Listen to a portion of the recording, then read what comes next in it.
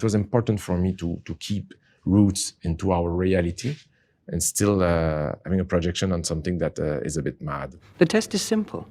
Remove your hand from the box, and you die. What's in the box? Pain. No need to call the guards. Your mother stands behind that door. No one will get past her. I love the beginning of the inner conflict going into Lady Jessica's mind. Paul's character is understanding that first he has been trapped, but that more importantly, it has been trapped by his own mother. That will create a tension that will go through the whole movie after. Why are you doing this? An animal caught in a trap will gnaw off its own leg to escape. What will you do? That's a line that is taken straight from the book. There's so much great lines in the book, of course. Every time I had a question or a doubt, I always went back to the book. Even as I was shooting, even when I was editing, as we were composing the music, as Hans Zimmer was doing the music, we were always going back to the book, reading the book. I mean, together. I mean, it was like the Bible. It was the holy words. I mean, it was like the way to stay in contact with Frank Herbert. I have deep respect and admiration for him. He's one of my favorite authors, and I wanted to make sure if he had seen this movie, he would have feel that love.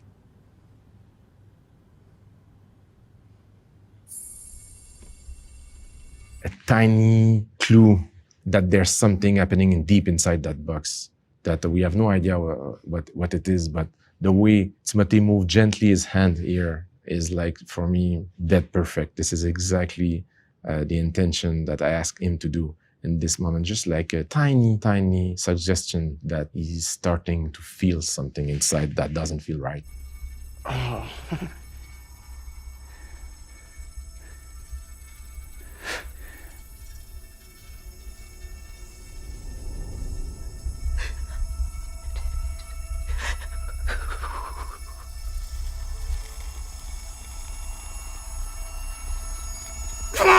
Silence.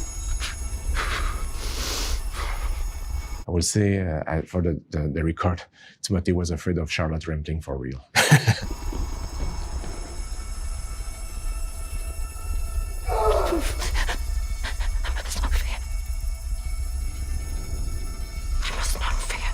I must not fear.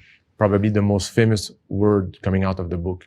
I must not fear. Fear is the mind killer.